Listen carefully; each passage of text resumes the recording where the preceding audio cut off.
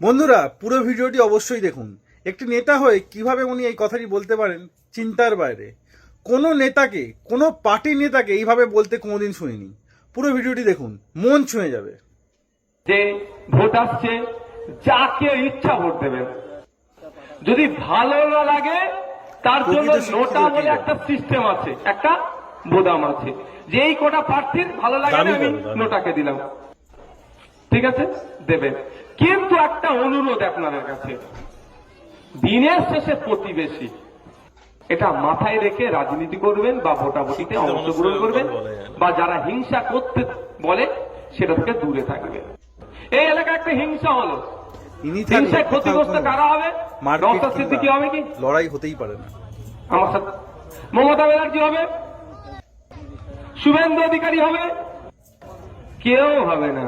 শুভেন্দু অধিকারী যেখানে আসে 3 ঘন্টা টাইম লাগবে, মমতা ব্যানার্জি যদি আসতে চাই 2 ঘন্টা টাইম লাগবে, নওশাদ সিদ্দিকী যদি আসতে চাই 1.5 ঘন্টা টাইম লাগবে। ততক্ষণ যার ক্ষতি হওয়ার হয়ে যাবে। দারুণ কথা। এসে কি বলবে মিডিয়ার সামনে? এটা উচিত হয়নি, একদম নয়, ছেড়ে কথা বলবো না, এর বাইরে আর কিছু বলবে?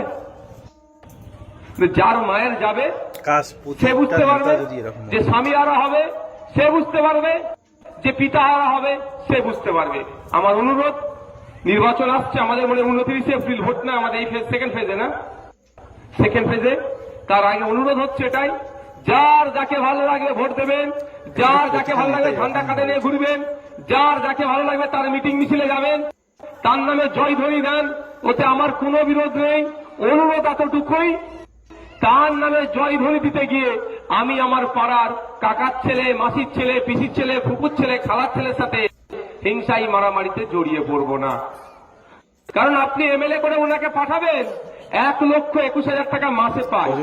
তা অনুরোধ এটাই, কার সাথে মারামারি করবেন আর কার জন্য মারামারি করবেন?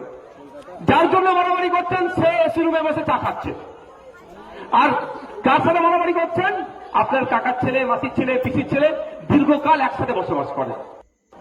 অনুরোধ এটাই আপনাদের কাছে, যেদিন দেখবেন মমতা ব্যানার্জি, নওশাদ সিদ্দিকী, শুভেন্দু অধিকারী, মোহাম্মদ সেলিম সাহেব নিজেদের মধ্যে মারামারি করছে, সেদিন আপনারা মারামারি করবেন।